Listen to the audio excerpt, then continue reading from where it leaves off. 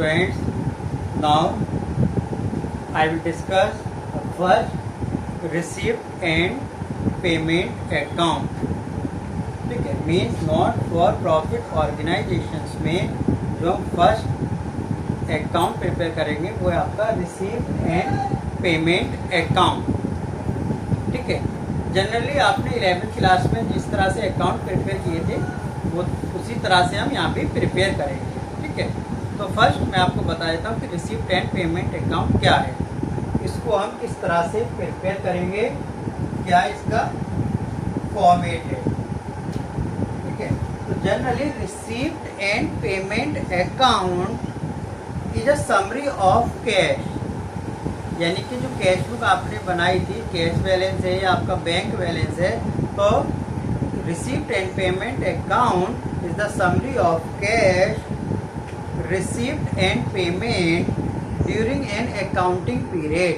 यानी एक accounting period में जितना आपने कैश रिसीव किया और जितना पेमेंट किया, ठीक है, उसकी एक समरी है.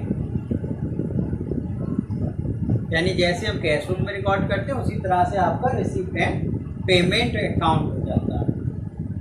अब रिसीप्ट एंड पेमेंट अकाउंट में जो आपके कॉलम्स होते हैं, ठीक है, वो आपका फर्स्ट कॉलम रिसीप्ट का, नेक्स्ट अमाउंट, उसके बाद पेमेंट और नेक्स्ट अमाउंट कॉलम. ठीक है, तो ये आपका फॉर्मेट है. ठीक है, मैं प्रिपेयर करता हूँ फॉर्मेट, आप उसको देखें. Receipt and payment account. ठीक है, यानी जो भी हम अकाउंट बनाते हैं सबसे पहले उसकी heading receipt and payments account जिस डेट के लिए आप बना रहे हो, for the year ended, for the year ended, जो भी डेट होगी वो आप मेंशन करेंगे. एंड कॉलम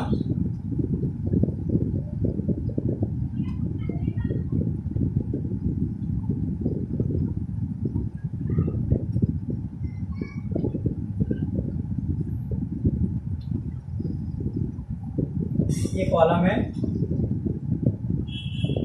ये आपका debit side and this side है क्रेडिट. ठीक है, अब इसमें आपके रिसीप्ट एंड पेमेंट अकाउंट में जो डेबिट साइड है वो है आपकी रिसीप्ट साइड.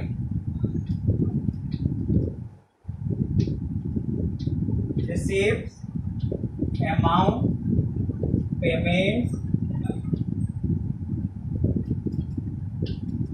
अमाउंट. ओके, तो यहाँ पर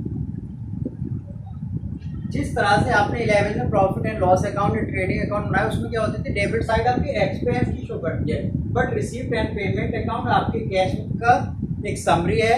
ठीक है, यानी कि डेबिट साइड में सब रिसीप्ट, तो जितनी भी आप रिसीव करते हैं ड्यूरिंग एन अकाउंटिंग पीरियड, ठीक है, चाहे वो 10 साल पुरानी ही क्यों ना हो, सब कुछ रिकॉर्ड हो जाएगी.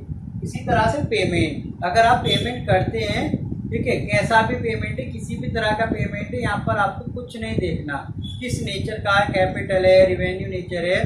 ठीक है, आपको बस रिकॉर्ड करना. ओके, तो आई थिंक आपको क्लियर हो गया होगा फॉर्मेट और receipt and payment account.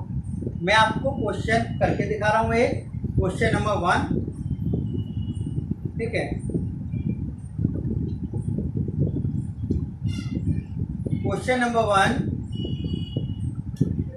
From the information given below, prepare receipt and payment account of Railway Club for the year ended 31st March 2020. ठीक है, तो जिसके लिए आप बना रहे हैं उसका नेम लिख सकते हो, यानी कि रेलवे क्लब. तो यहाँ लिख देंगे हम railway club receipt and payment account के स्टेट में बनाया for the year ended 31st March 2020. Debit side में आपका रिसीप्ट अमाउंट, क्रेडिट में आपका पेमेंट और अमाउंट. ठीक है, and receipt and payment account start with opening balance, यानी कि कैश बैलेंस. जो इसका ओपनिंग यानी प्रीवियस ईयर का बैलेंस होता है उससे हम स्टार्टिंग करेंगे, ठीक है। और इसी तरह से लास्ट में भी आप बैलेंस फाइंड करोगे, ओके। तो क्या है, first cash in hand on 1 अप्रैल 2019 यानी प्रीवियस हो गया, तो इसको हम रिकॉर्ड करेंगे to balance B D, to balance B D. आपका ओपनिंग बैलेंस है 439, ठीक है। इसी तरह से नेक्स्ट है हमारा सब्सक्रिप्शन यानी कि चंदा, ठीक है। तो सब्सक्रिप्शन क्या होगा, एक नॉट फॉर प्रॉफिट ऑर्गेनाइजेशन के लिए इनकम है यानी कि रिसीप्ट है, तो आप रिसीप्ट कॉलम में लिखेंगे, रिसीप्ट में आप 2 लगा कर लिखेंगे, ध्यान रखें, ठीक है। टू सब्सक्रिप्शन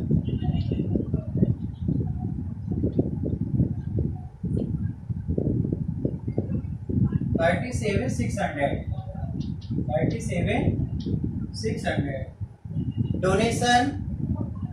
नेक्स्ट डोनेशन भी क्या है, रिसीप्ट है, तो आप लिखेंगे टू डोनेशन 8,000।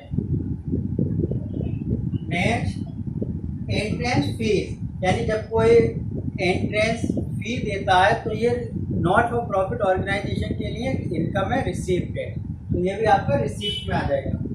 To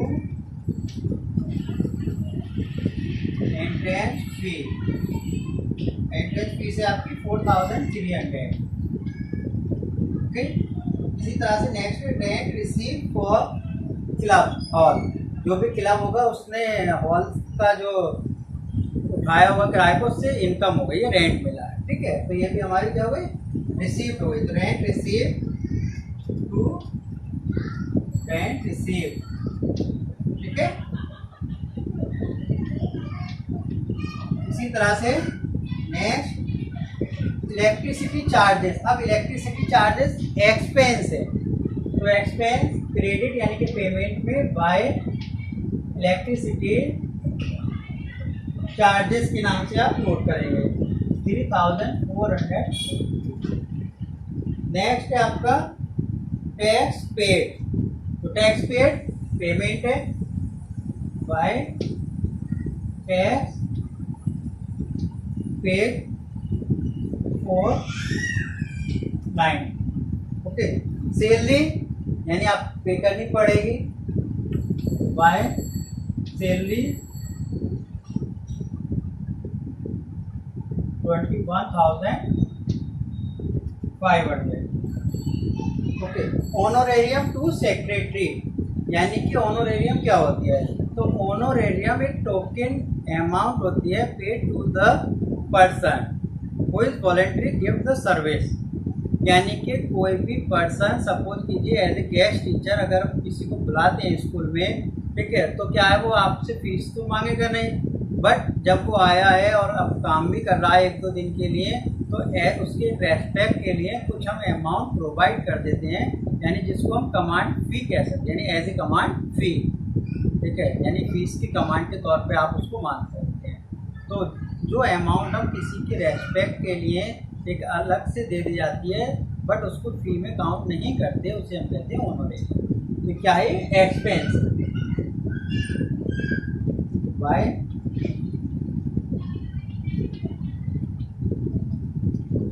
honorarium 500। इसी तरह से next interest receive on investment, तो ये क्या है, रिसिप्ट हो गई, इनकम हो गई, तो to interest receive on investment 2950। Printing and stationery आपका एक खर्चा है, एक्सपेंस है बाय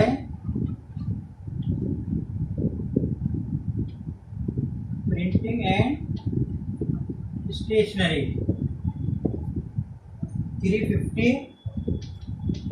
इसी तरह से नेक्स्ट पेटी एक्सपेंस बाय पेटी एक्सपेंस, ठीक है, 900। और नेक्स्ट लास्ट है हमारा इंश्योरेंस प्रीमियम पेड, तो ये भी क्या है, एक्सपेंस है यानी कि पेमेंट है। By insurance premium 310। तो इस तरह से आपका जो भी हमारे ट्रांजेक्शन थे उनको हमने रिसिप्ट और पेमेंट में पुट कर रखा है, यानी कि जो हमारी रिसिप्ट है वो रिसिप्ट में आ गई यानी कि डेबिट साइड, और जो भी आपका पेमेंट है वो क्रेडिट में है। अब जैसे आप कैश टू करते हैं अदर्स अकाउंट पे किए, दोनों साइड का आप टोटल फाइंड कर लेंगे, ठीक है।